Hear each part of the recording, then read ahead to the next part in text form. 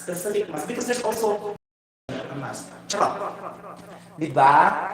Then you should through, but I love to research.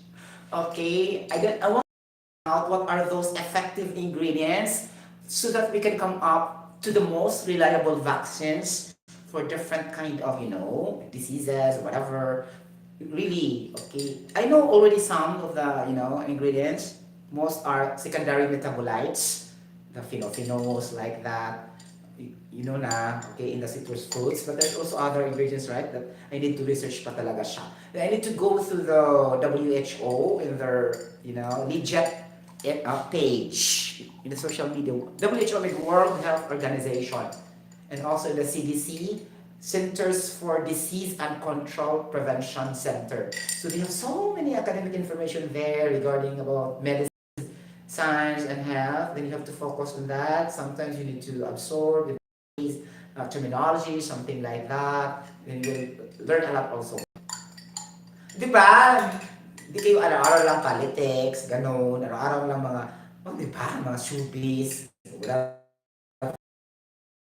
Because the balance in all areas. O, di ko ako eh. In fairness, TikTok nga ako. There are times like that also. We need to be balanced. Right? Ganon. If we have balance, then we can establish equilibrium.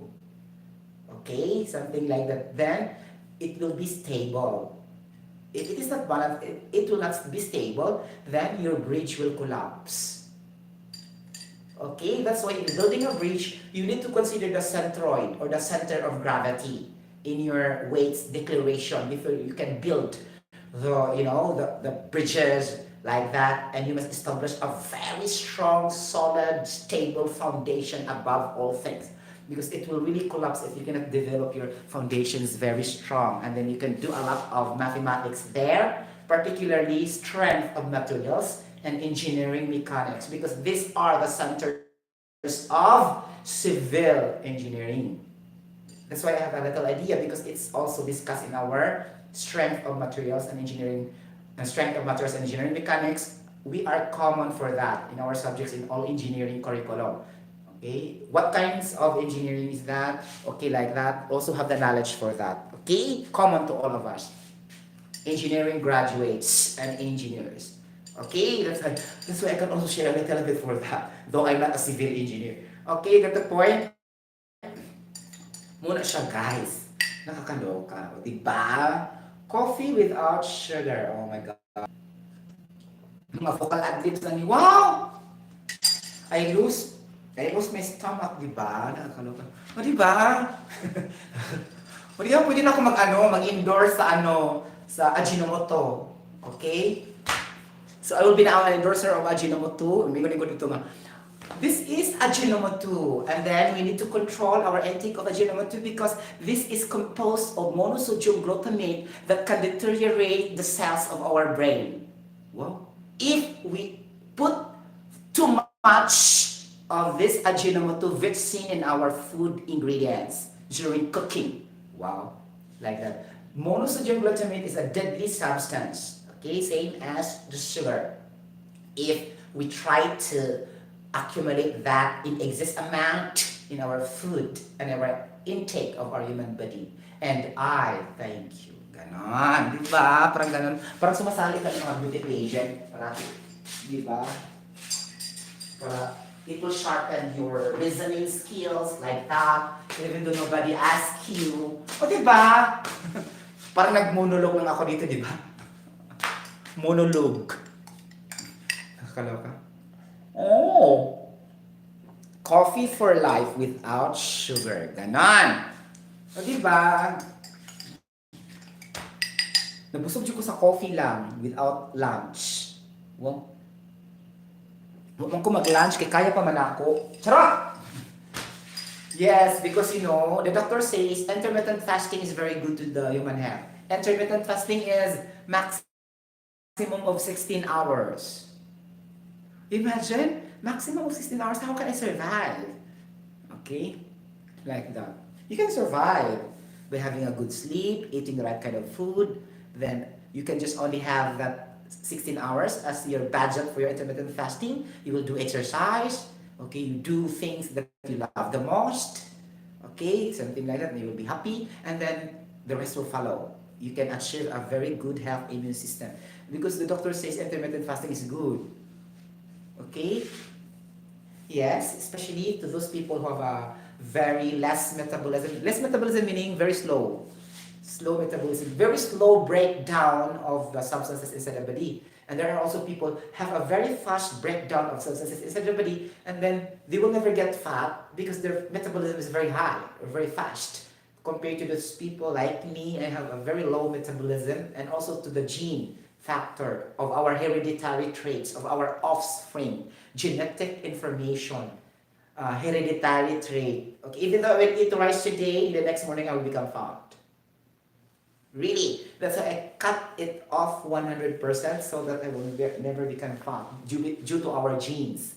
Okay, matambok should be. And then, aside from that, we know that it can reduce the obesity if you will never put too much rice in your day-to-day. But for me, naniguro ra jud ko. Ako jud siya abstinence.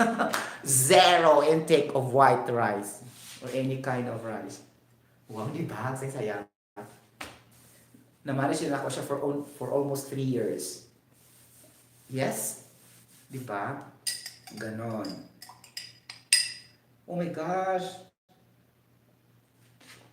Di ba? Yung mga palang akong hitad. Salamat kasi yung pagpaabot na ako ha. Charot! Ganon. Di ba mga kakamping? O, di ba? Ang ganda-ganda ng shirt ko mga kakamping, di ba? Oh, ganon. Kakamping.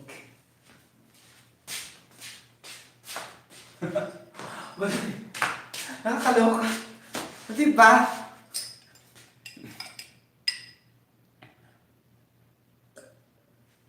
Ganon mga palangga kong hitad. Hitad talaga? Yes! Ganon! Nakakaloka, diba?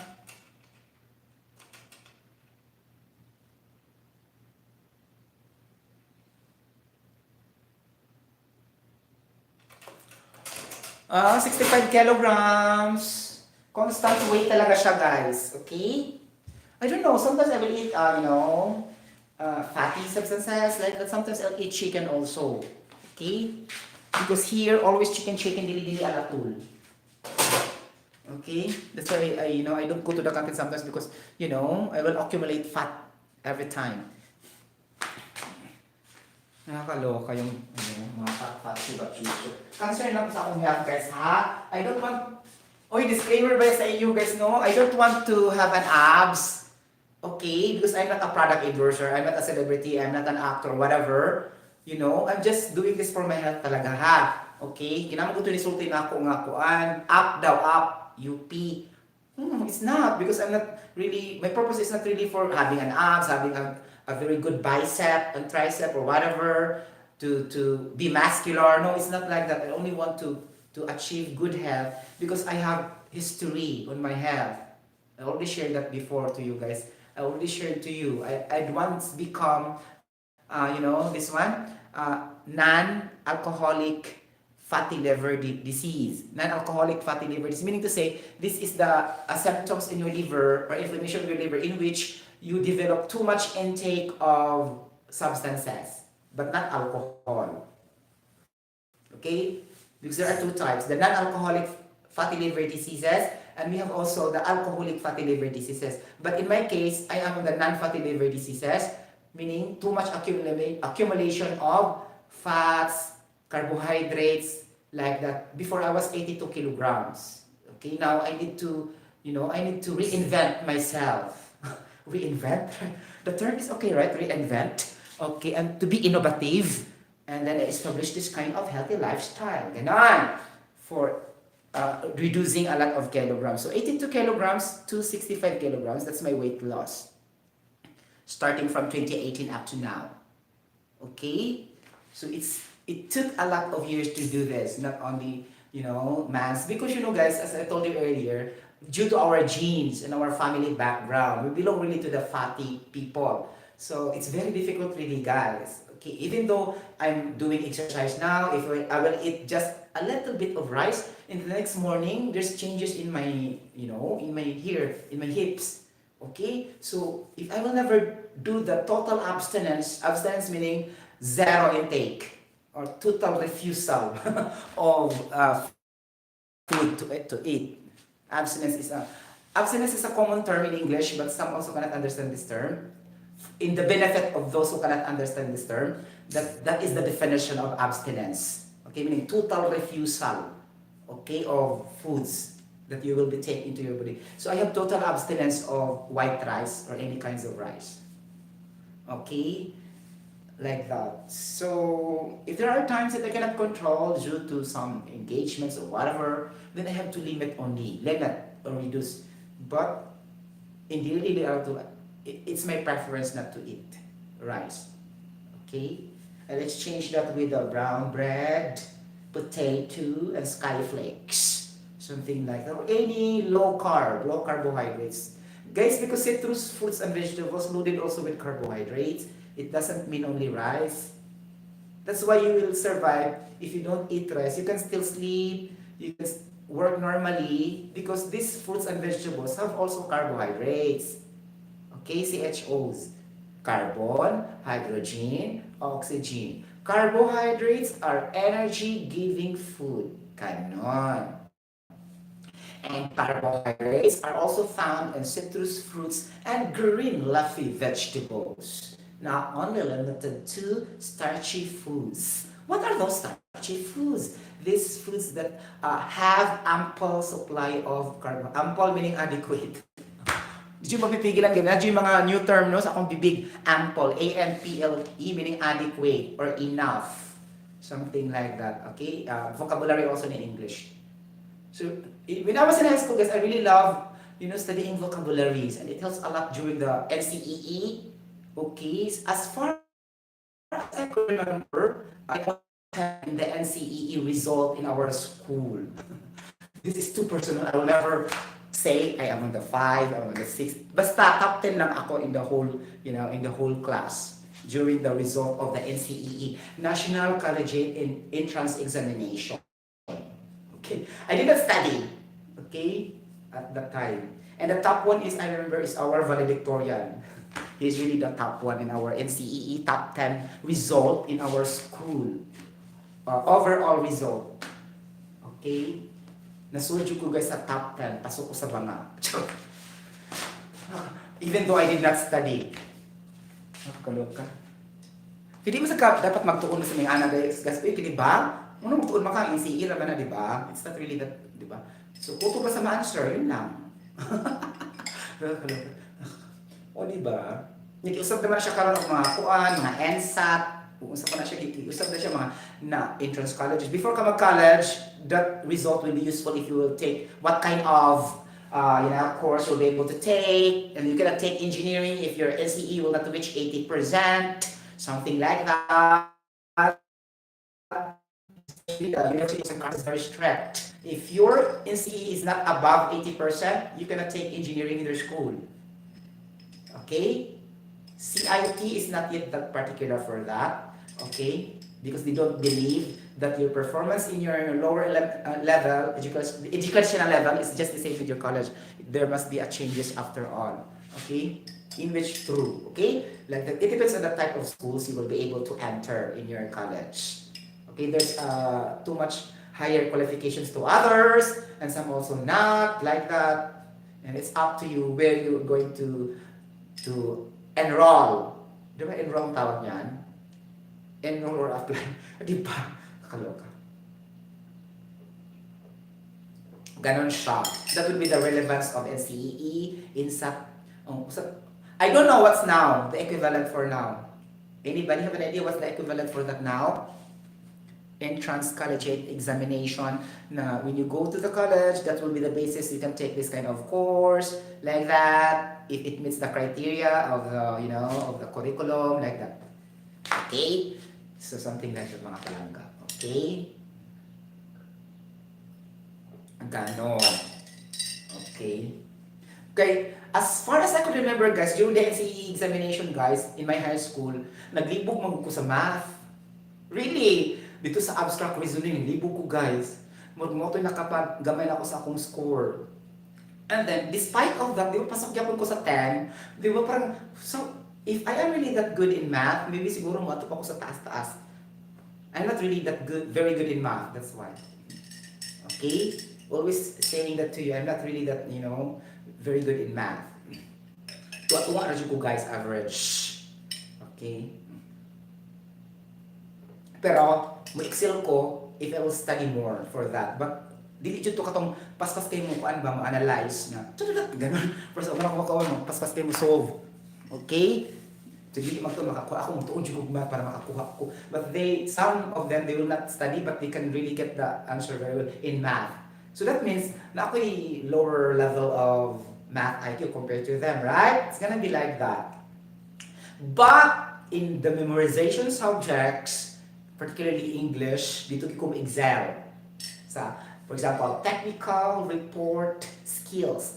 Technical reporting skills in English, di ba? Advanced technical report writing, mga ganon. Di ba naman ang engineering ana?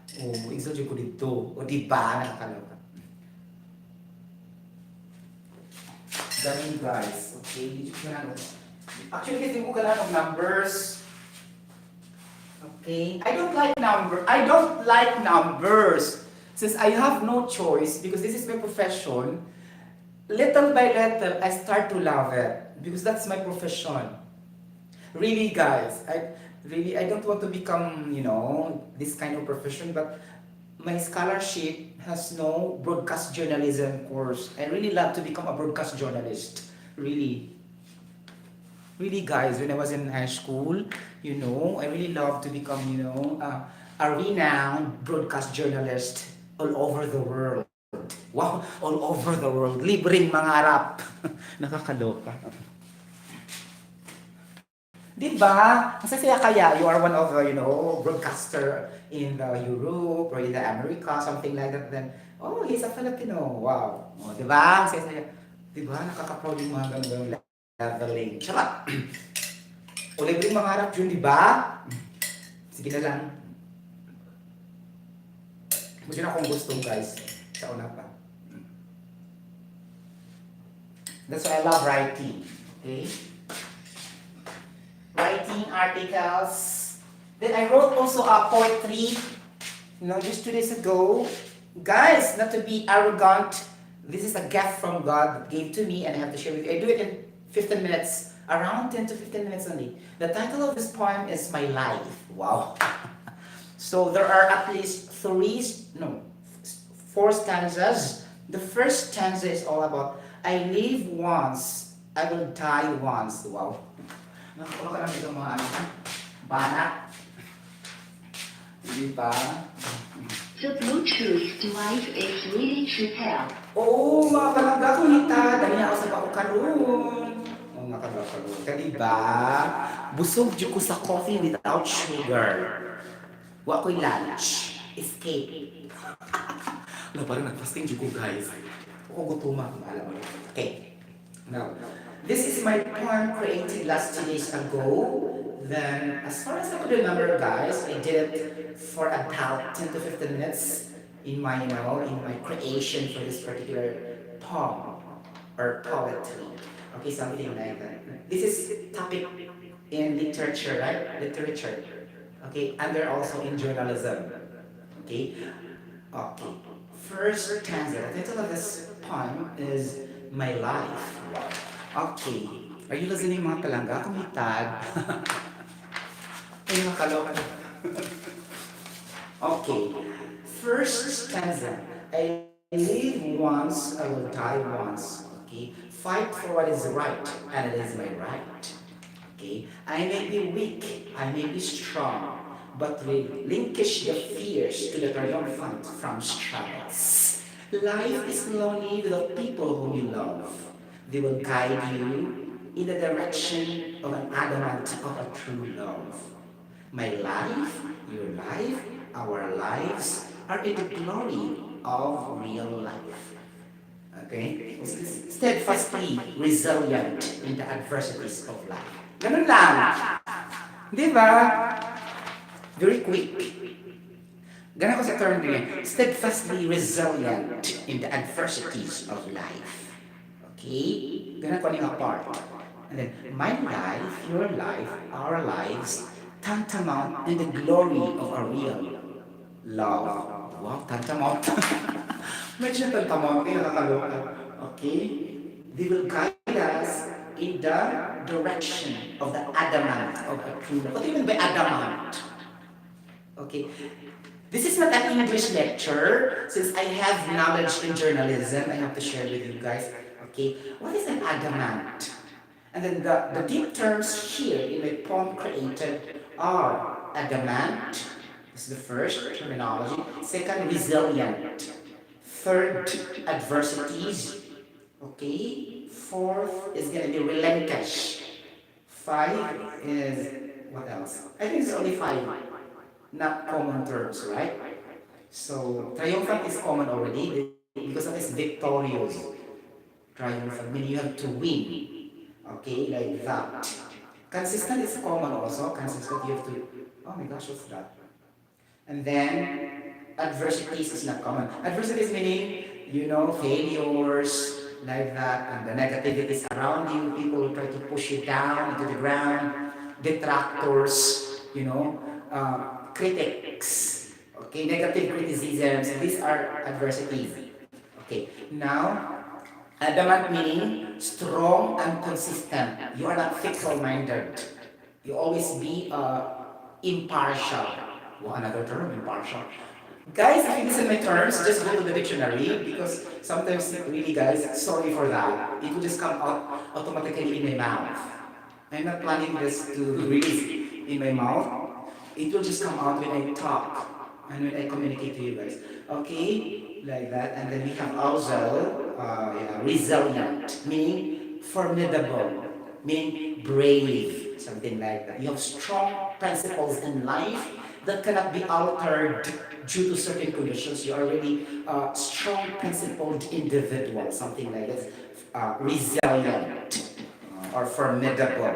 Okay? Something like that. And this is my first poem created here. Because I'm very, very busy doing a lot of stuff here in my vloggings and live streams and also in my work. Okay, so I don't find time in making poetry already. Since at that time I was very, very idle and I was lonely, I was sad. And, oh, I need to write, I miss writing. Something like that. That was 2 years ago. Then I created a poem. So there are times I'm lonely. If I am lonely, that is the most of the time I'm silent. I can make poems, like that, or just like that. Because I miss doing this also. Okay? You have a point? Okay. I hope I can make another point also. And I will compile that before I die. Wow! Talaga, before I die? Yes, I compiled all my articles. Okay? My two or three composed original songs. I'll just put that in my flash drives like that. So I can share that to the children of my nephew, my nieces, something like that. Okay? Because I don't have my own family. So I can share that to them. Okay? Something like that. Get the point? It comes to a point also that when I die, something like I want to play my own songs, my own voice. That's why I record all my songs. And I will instruct my parents, play this when I die, this voice I have, not the voice of other singers. When I die, before I will be delivered to the cemetery, play this voice of mine, my recorded songs. I will instruct them before my last breath. Okay? So that I can remember, oh, my voice really playing. It will play the sound. My voice is fresh to the people who are also in my funeral. Well, we have to be, we have to be straightforward because in reality, all of us will die. Right? Nobody will deny, all of us will die. Nobody will left in this world. All of us will be rotten, R-O-T-T-E-N, and will be eaten by the earthworm in the underground surface. And we need to be frank to the people whom we love. Something like that, okay? So at least before I die, instruct them what to do. Because that's part of your legacy when you are still alive. Okay, wow, legacy. Nakakaloka. Okay, thank you so much guys for watching this video. Kung ano siya, chika-chika rin guys. Your focus is problem number 2. Okay, but anyhow, I'll be coming back to proceed to problem number 2. Here. Okay. Okay, that's only chika-chika because I don't coffee without sugar. Thank you guys. Thank you so much for watching. This is again, I'm a singer, eternal voice, your YouTube content creator, your social media influencer, and your small YouTuber. I want your support to watch my videos for at least 2 minutes. It would be a great help for me to escalate my revenues day by day also. It takes a lot of hard work, guys, to gain revenues in YT because I'm not popular. I'm just an ordinary citizen, something like that. I'm not a product endorser. I'm not a celebrity. I'm not an actor. And I'm not a popular politician also. So all I have to do is to build my own audience that will support me in their little ways, something like that. And I would be very happy if you watch my videos now. And then if you subscribe to the channel, then I am very, very grateful to that. God bless everybody and have a safe undertaking. Daily, ala too. Bye, God bless everybody. Wow, undertaking. Meron ka ba kayong undertaking ah? Okay na himo kayo, mo sinigaw sa kumbaba.